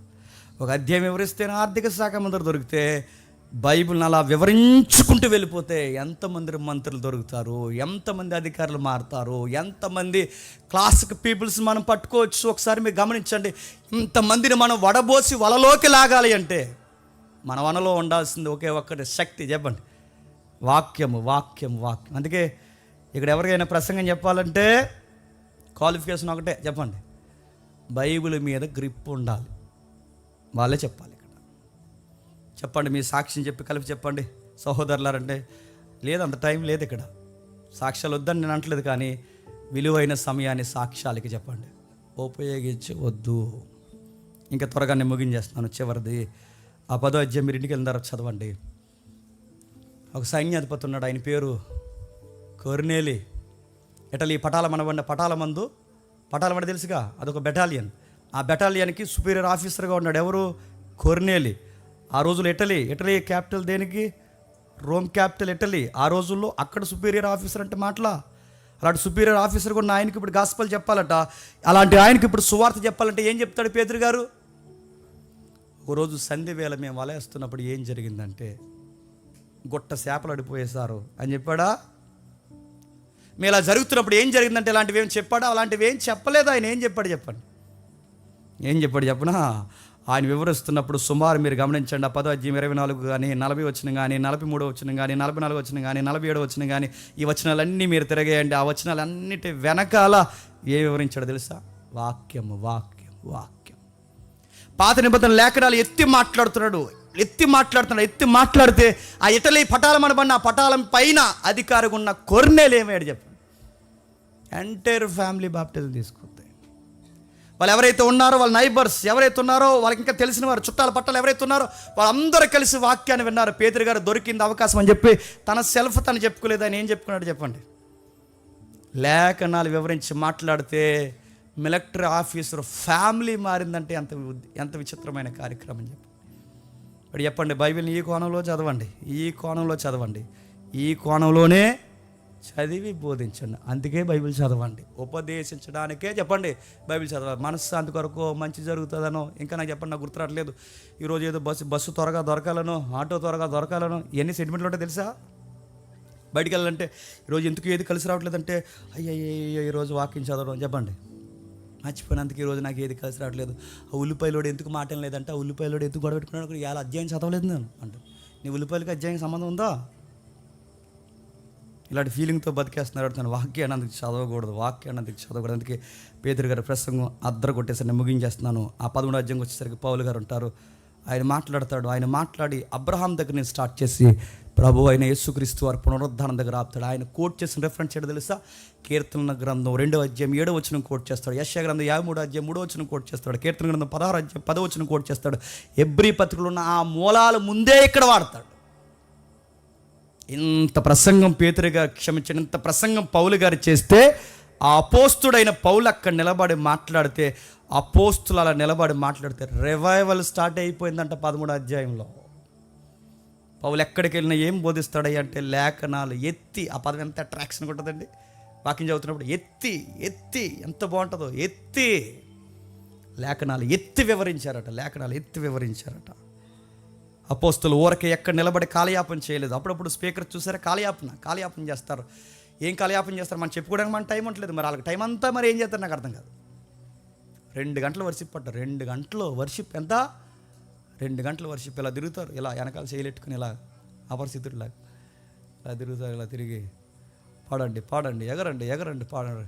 సుమారు 2.5 గంటలు 2.5 గంటలు వర్షిప్ చేసిన తర్వాత మరి వాక్యం ఎన్ని గంటలు చెప్తారు సార్ అని అడిగితే 5,000 మంది 10,000 మంది ఆ సభకు వస్తే 2 గంటలు వర్షిప్ చేసిన తర్వాత వాక్యం ఎన్ని గంటలు చెప్తారు అంటే గంటలేం చెప్పరు, 15 నిమిషాలు చెప్తారంట. ఈ సభకట 5 లక్షల ఖర్చు అంట. ఈ సభకంట ఇన్ని వేల మంది జనాభా అట. వెళ్ళి ఏమి నేర్చుకున్నారంటే ఏమి నేర్చుకోలేదు. యెహోవా ఈరే అని పాడి వచ్చేసారంట. యెహోవా రాఫా చెప్పండి, యెహోవా కృప చెప్పండి, ఎల్ షడే అన్నారంట, ఎలోహీం అన్నారంట, వచ్చేసారంట. అడుగుతున్నాను మరి వాక్యం ఏది? మరి వాక్యం ఆయన ఏం చెప్పాడు? 15 నిమిషాలు అంటే వాక్యం 15 నిమిషాలు ఏం చెప్పాడంటే మార్తా ఇక మారవా అన్నాడు. ఇంకా మారితే ఇంకా రోజుకి మార్త గొడవే. ఎప్పుడు ఆ మార్త మరియమ్మ గొడవే. ఎన్ని విషయాలు ఉన్నాయండి బైబిల్లో. నేను అడుగుతున్నాను, ఇనే క్యాపబిలిటీ ఉంటే, మళ్ళీ చెప్తున్నాను, ఇనే శక్తి ఉంటే చెప్పేవాడు చాలా బాగా వివరిస్తాడు. అందుకే చాలా మెసేజ్లు మనం అన్న మాట, జ్ఞానము చెప్పేవాడిని బట్టి ఉండదు, వినేవాడిని బట్టి ఉంటుంది. మీ గ్రోత్ పెరిగే కొలది ప్రసంగాల స్థాయి కూడా పెరుగుద్ది. మీరు వినే కొలది బైబిల్ ఇంకా ఎన్నో విషయాలు ఉన్నాయి, అవన్నీ మనం వినగలిగే శక్తిని దేవుడు ఇస్తాడు. నాకు ఎప్పటి నుంచో నేను చదువుకున్న తొలినాళ్ళల్లో నాకు ఎప్పుడో మెస్పరైజింగ్ అనిపించిన పాయింట్ నేను ఎప్పుడో చెప్తాం అనుకున్నాను, కానీ అది చెప్తే అర్థమవుదా అని చెప్పను నేను చాలా కాలం నుంచి. అదేంటి చెప్పిన 7th డే 7వ రోజున చూసారా 7th డే, అది కాస్మాలజీతో కలిపి మాట్లాడుకుంటే మళ్ళీ చెప్తాను, మనకు ఎంతో కొంత సెకండ్ కమింగ్ అనేది ఈ టైమింగ్లో జరగవచ్చు అనేది మనకు అర్థమవుద్ది. చాలా మెస్పరైజింగ్ ఉంటుంది. అవన్నీ ఆ రెఫరెన్స్ ఉన్నాయి, వాటి చెప్తే మొత్తం. ఈరోజు జేమ్స్ గారు ఏం చెప్పారంటే చీకటి వెలుగు అన్నాడు ఏదో అన్నాడు అంటారు ఎవ్వరు. అలాంటి సబ్జెక్ట్స్ ఎన్నో ఉన్నాయి, అడుగుతున్నాను, ముగించేస్తున్నాను. అపోస్తుల కార్యం 17వ అధ్యాయం ముగించేద్దాం. జస్ట్ మీరు వినండి. 17వ అధ్యాయం కానీ 18వ అధ్యాయం కానీ సుమారు కొరింథీలో 1.5 year నిలబడి, సంవత్సరం నిలబడి పౌలు గారు క్రమం తప్పకుండా బోధిస్తే కొరింథీ సంఘం ఫామ్ అయిపోయిందంట. ఏడాదిన్నర నిలబడి క్రమం తప్పకుండా వాక్యం బోధిస్తే కొరింథీ సంఘం ఒక రివైవల్ స్టార్ట్ చేసింది. సువార్త చెబితే క్రీస్తుని అంగీకరించి అనేక మంది కొరింథీ ప్రజలు మారిపోయారు. కొరింథీ టౌన్ అంటే చెప్పిన ఈరోజు పాస్ కలిసి ఉందిగా. ఈరోజు ఆ రోజుల్లో అక్కడ ఉండేదట. ఏ టౌన్లో? వెచ్చలవిడి పాటలు, ఇంకా కొన్ని మాటలు చెప్తున్నాను. ఈ అబ్యూజ్ లాంగ్వేజ్ ఉందో చూసారా, కొన్ని మాటలు నేను చెప్పకూడదు. ఈ మాటలన్నీ ఆ రోజులలో వాడేశారు వాళ్ళు. ఈరోజు ఎవ్రీడే బతుకుండగానే ఎంజాయ్ ఎవ్రీడే ఎంజాయ్ అంటున్నారు చూసారా. ఈ ఫిలాసఫీ ఎక్కడ అనుకుంటున్నారు? ఆ రోజులలో వాడారు. తిందుము త్రాగుదాము తిరుగుదాము, రేపు చనిపోదాం కనుక ఎవడు చూసి వచ్చాడు? ఈరోజే చెప్పండి. తిందాం తాగుదాం ఎగురుదాం అని ఫిలాసఫీకి పెట్టింది పేరు. ఆ రోజుల్లో సామెత ఉండేదట, మరి మంచిగా ఎంజాయ్ చేసి పాడైపోవాలంటే ఎక్కడికి వెళ్ళాలరా అంటే ఆ రోజుల్లో గొప్ప సామెత అని చెప్పిన, కొరింథీ పోదాం రండ్రా అని చెప్పుకునేవారట. కొరింథీ పోదాం రండ్రా అని చెప్పుకునే అలాంటి టౌన్లో సంఘం కట్టాడంటే ఏం చెప్పి సంఘం కట్టుంటాడో చెప్పండి. వాక్యం. ఈరోజు ఢిల్లీ కానీ, ముంబై కానీ, హైదరాబాద్ కానీ ఎంత అడ్వాన్స్గా ఉన్నాయండి ఈరోజు కల్చర్లో. గొప్ప సంఘాలు ఉన్నాయి, పెద్ద పెద్ద సంఘాలు ఉన్నాయి, నాయకులు ఉన్నారు, వాక్యం చెప్పట్లేదు. అలాంటి పబ్లిక్ని మార్చాలంటే వాళ్ళకి ఏం చెప్తావు? అలా డీసోలు చూసినట్టు ఇక్కడ ఒక షో వేస్తున్నారు, ఇప్పుడే చూసిన వీడియో. అలా డీసో చేసినట్టు ఇక్కడ ఒక షో, అక్కడ ఏదో ఎంటర్టైన్మెంట్ ప్రోగ్రామ్, ఇక్కడ జబర్దస్తి షో, అక్కడేదో నాటకాలు వేస్తారు, ఇక్కడ కూడా మన వాళ్ళు చిన్న చిన్న స్కిట్లు. వాక్యమేది టెస్ట్ మనీ రికార్డ్ చేశారట. అప్పట్లో ఇంట్లో ఉండేవారు, ఇప్పట్లో చెప్పండి ఈ ఇంట్లోకి వెళ్ళారు. ఇది మళ్ళీ వీడియో రికార్డు. మరి ఈ ఫోటోలను ఎక్కడికి గ్యాదర్ చేస్తున్నారో తెలియదు. ఆ వీడియో మళ్ళీ స్క్రీన్ మీద వేయడం, ఇవన్నీ చూసే మీకు అనిపిస్తుంది, ఆహా ఈ చర్చికి వస్తే ఈ ఇంట్లో నుంచి చెప్పండి ఆ ఇంట్లోకి వెళ్తామన్నమాట. వెళ్తారు కంగారు, అందరూ వెళ్తారు. మీరు అందరూ పెద్దిల్లు ఉంది మీకు. ఇలాంటివన్నీ చెప్పుకుంటున్నాను, అడుగుతున్నాను. ఏది ఆయన మాట్లాడాడు. అపోస్తుల కార్యములు 18వ అధ్యాయం, నేను వివరిస్తున్నాను 18వ అధ్యాయం. ఆయన లేఖనాలు ఎత్తి మాట్లాడితే ఎంత ఉద్యమం వచ్చింది. సుమారు 19వ అధ్యాయం 8 నుంచి 20 వరకు సుమారు 3 నెలలు గడిపాడట. అక్కడ 3 నెలలు గడిపితే మీరు గమనించండి, 3 నెలల వాక్యం చెబితే ఎంత ఉద్యమం వచ్చింది తెలుసా? మాంత్రికులు మారిపోయారు. బ్లాక్ మ్యాజిక్ మీకు తెలుసు కదా, ఈ చేతబడి చిల్లంగి ఏవైతున్నావో వీటన్నిటిని గుచ్చి ఆ రోజుల్లో బుక్స్, పెద్ద పెద్ద బుక్స్ ఉండేవట, నిజంగానే పుస్తకాలు ఉండేవట. ఆ రోజుల్లో రాశారట, ప్రాక్టీసులు ఉన్నాయి అక్కడ. చాలామంది ఏమన్నారంటే దయ్యాలు ఉన్నాయంటారా, లేవంటారంటే క్లాస్ అయ్యి కనబడి చెప్తాను ఉన్నాయి లేదో. ఓ గేమ్ ఉంది, ఆడదాం సరదాగా. ఎవడన్నా ఆడదాం అంటారంటే ఎవడు రావట్లేదు నాకు కూడా. నిజంగానే నేను నమ్మను ఆ గేమ్ని చాలా కాలం క్రితం. కానీ ఆ చెప్పినోడు ఏడబ్ల్యూ టోజర్ అంటే మాటలా టోజర్ అన్నాడట. ఇలాంటి చెప్తే మన వాళ్ళు ఏమంటారంటే జేమ్స్ గడ దయ్యాలు పోయి ఉండేస్తున్నాడు జనాలకు అంటారు. ఆ రోజుల్లో దయ్యాల విద్య ఉంది, అదొక ప్రాక్టీస్. అంటే దాన్ని పిలుస్తారన్నమాట, దయ్యాన్ని అలా పిలుస్తారు. అది ముగ్గేస్తాడో గొబ్బెం పెడతాడో మనకు తెలియదు, కానీ అది అందులో కూర్చుని అదొక ప్రాక్టీస్, అది పిహెచ్డి. ఆ రోజుల్లో అది కూడా విద్యట. మనకి ఉపనిషక్తులు ఏ ఉంటాయి అనుకుంటా, ఉపనిషక్తులు నాకు సరిగ్గా గుర్తురావట్లేదు. ఎన్ని ఉపనిషక్తులు ఉన్నాయి నా బాబులు మీరు, నాకు సరిగ్గా ఎప్పుడో చదువుకున్నప్పుడు ఉంది. అందులో దయ్యాల విద్య నేర్చుకునే ఒక ఉపనిషత్తు ఉంటుంది. దీనికి పురాతనమైనది అక్కడ. ఆ రోజుల్లో ఏదైతుందో ఇది విద్య. ఆ రోజుల్లో చదివేవారట ప్రత్యేకించి ఇన్ని పెద్ద పెద్ద పుస్తకాలు. ఆ రోజుల్లో అది అమ్మితేనంట, ఆ రోజుల్లోనే లక్షల రూపాయల పుస్తకాలంట. అలాంటి గొప్ప పుస్తకాలను రోజు చదువుతుండి ప్రాక్టీస్ చేస్తారు. మరి ఏం చేస్తారంటే పిలుస్తారేమో, వాడిని ఎలా పిలుస్తారో మనకు తెలియదు. రారా రారా రా అని ఎలా పిలుస్తాడు? ఆడు మామూలుగా పిలవకుండానే వచ్చేస్తాడు. ఎవడు? ఆడు మామూలుగా ఊడ్చి అమర్చి ఉండుట చేత చెప్పండి ఆడికంటే మరి 7 చెడ్డవైన దయ్యాలను తీసుకుని వచ్చి వస్తున్నా అన్నాడంట. ఆడు మామూలుగా ఎవడన్నా మారితేనే వాడిని ఎలా చెడగొట్టాలో చూస్తాడు. అలాంటిది ఊడ్చమ్మని వాడిని ఇంకా చెడగొడతాడు. అలాంటిది ఆడికి గొబ్బం పెట్టి ముగ్గెట్టి రా స్వామి అంటాడు, రాకుండా ఉంటాడా? వస్తున్నాను బేబీ అంటాడు. రాడు, ఖచ్చితంగా వస్తాడు. అలాంటి ప్రాక్టీసులు వాళ్ళు చేసేవారట, అలాంటివన్నీ జరిగించేవారట. అదేంటో మనకు తెలియదు. ఆ టైంలో ఇలాంటి మాంత్రికులను మార్చాలంటే ఏం చెప్తే మారుతారు చెప్పండి? ఏం చెప్తే? మనం మంత్రాలు చెప్తే మారుతారా? మీ మంత్రాల కన్నా మా మంత్రాలు గ్రేటర్ అబ్బాయి రా అని, ఇదిగో యేసు రక్తము చెప్పండి జై అంటే ఆడు మారుతాడా? అది ఏదో చెప్తారు కదా, ఓం భీం. మనకేమున్నాయి చెప్పండి మంత్రాలు? మనకున్నాయి తెలుసా మంత్రాలు? మన వాళ్ళు మంత్రాలు చెప్తారు కదా, యేసు నామం, యేసు రక్తం. ఇంకా చెప్పండి, నాకు గుర్తురావట్లేదు. చెప్పండి ఏదో బాగా అలవాట్లో అని చెప్పు. ఇలాంటి మంత్రాలు ఏవో చెప్తారు నడుతుంది. మన వాళ్ళు కూడా ఆ మంత్రం కన్నా ఈ మంత్రం గొప్పదని మంత్రాల్లోని మార్చాలంటే మంత్రాలు చెబితే మారుతారా? మంత్రాలకి సింతకాయలే రాలో. అలాంటిది ఆడు మారుతాడా? మారరు. మరి ఏం చెప్పి మార్చారు పేతురు పౌలు గారు అంటే 19వ అధ్యాయం మీరు ఇంటికి వెళ్ళారు చదవండి. 8 నుంచి 20 వరకు నాన్ స్టాప్గా ఆయన వాక్యం మాట్లాడితే మాంత్రికులు మారిపోయి దయ్యాలు వచ్చన్నాయట. మీరెవరు? యేసు నామమున వచ్చిన పౌలు బోధకులారా మీరు మాకు తెలుసు అన్నారంట. వాక్యం చెబితే మారిపోయారు, వాక్యం చెబితే మాంత్రికులు మారిపోయారు. ఆ ఊరంతా సుమారు 2 సంవత్సరాల్లో గొప్ప ఉద్యమం వచ్చింది. ఆ తర్వాత మీరు కిందికి వచ్చిన తర్వాత చదవండి.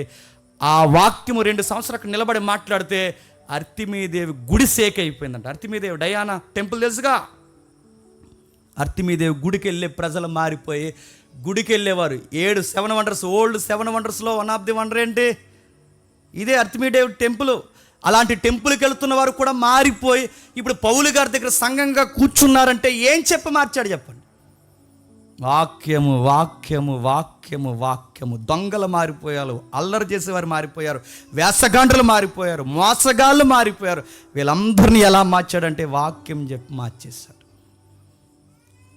ఒట్టే చెబుతున్నాను, ముగిస్తాను. ఇంకా ప్రసంగం అంతట్లో పబ్లిక్ ఇష్టమైన మాట అంట. చెప్పండి, ముగిస్తున్నాం. నిజంగానే ముగిస్తాం. అపోస్తలుల కార్యం చివరి అధ్యాయం 28వ అధ్యాయం ఒకసారి చూడండి. 28వ వచనం, క్షమించండి, 28వ అధ్యాయం. అపోస్తలుల కార్యం 28వ అధ్యాయం చివరి వచనాలు చూద్దాం ఒకసారి. 31వ వచనం.